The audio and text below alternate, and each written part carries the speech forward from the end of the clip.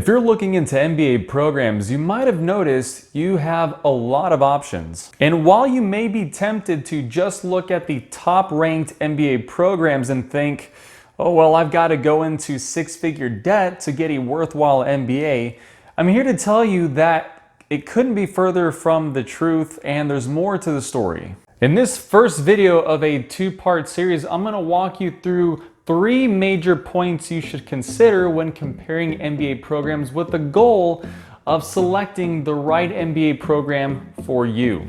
So stay tuned.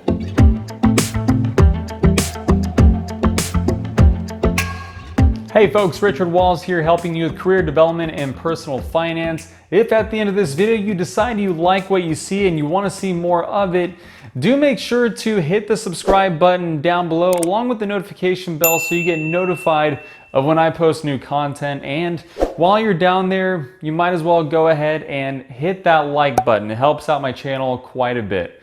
So with that said, let's get to it. If you've been around my channel for a little bit, you might have come across a video series that I put together, still ongoing, about my online MBA experience. And in the first video, I talk about why I decided to do my MBA online and through the University of Illinois at Urbana-Champaign. There's a lot that went into that decision, financial and time management being some of the top priorities for me.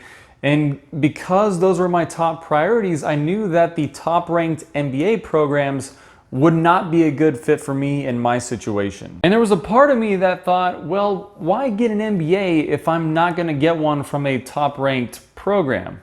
However, with a lot of the success that I've already had in my career and some of the career goals that I had, not to mention, of course, the financial cost and flexibility that I was looking for in an MBA program, there's a lot of reasons going into it. But for all those reasons, there just wasn't a good return on investment for some of the top MBA programs. So I came to terms pretty quickly that it's completely okay to not select a top-ranked MBA program, and I would impress that upon you as you explore your options as well. Now, this is not at all to say that the top-ranked programs are not worth it or not valuable.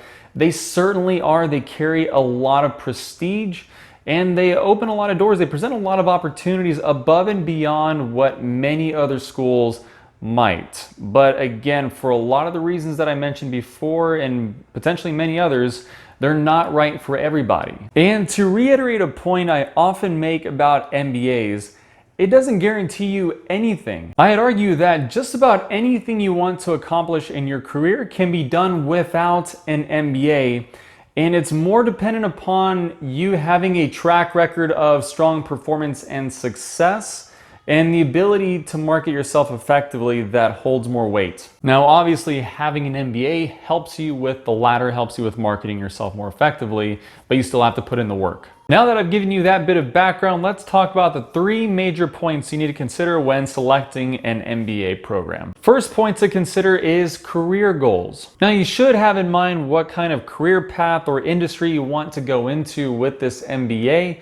And not that you can't change your mind throughout the term of the program, but again, for whatever money you're going to be spending on the program, you certainly want to have some outcome in mind. The more money you spend on an MBA, the more important it becomes to pursue a career that has a high salary and high growth potential for you to justify that spend. Just some examples of higher salary post-MBA jobs, and typically some of the ones that are most popular are management consulting, investment banking, product management, marketing management. I mean, the list goes on. There's a lot of them. But the idea is that if you don't have an intention to go into any one of those career paths, maybe you would prefer to work at a smaller company or a nonprofit.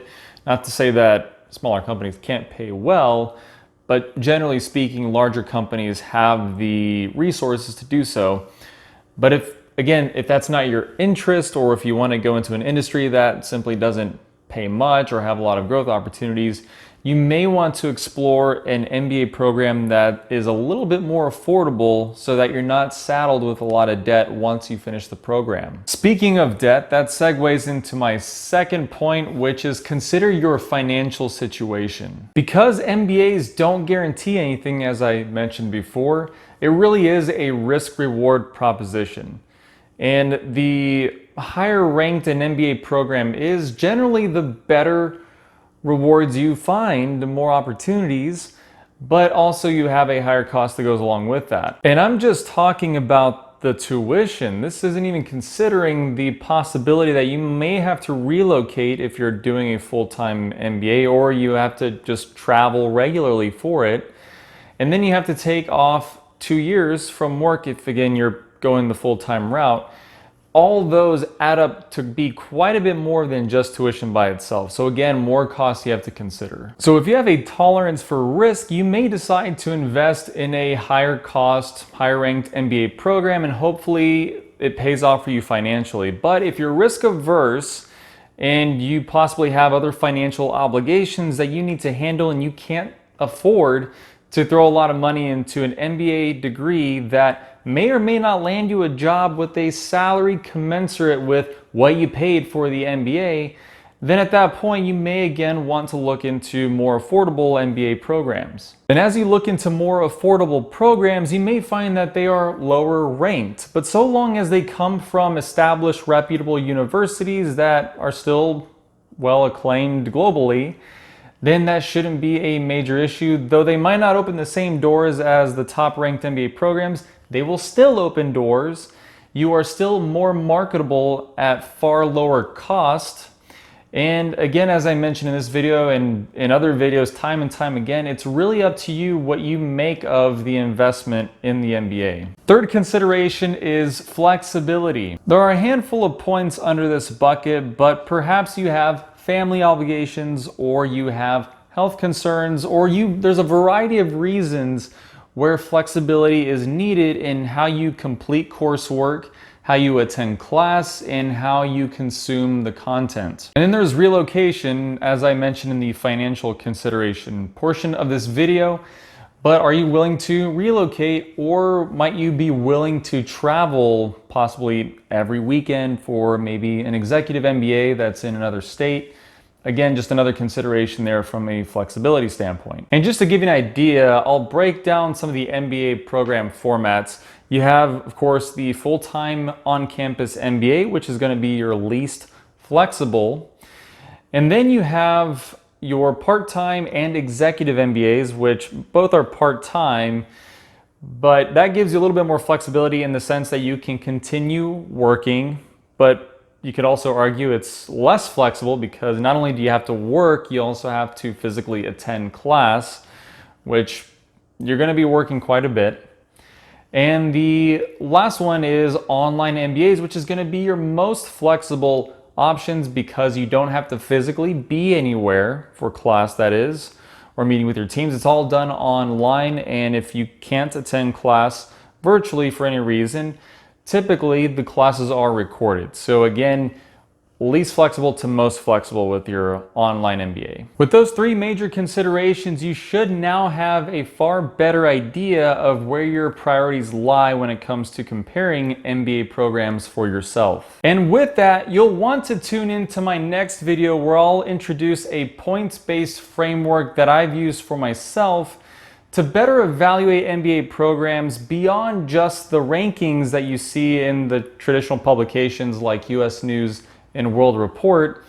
This takes it one step further. It goes into more practical ways to evaluate, which considers tuition costs and helps you better decide on what MBA program is right for you.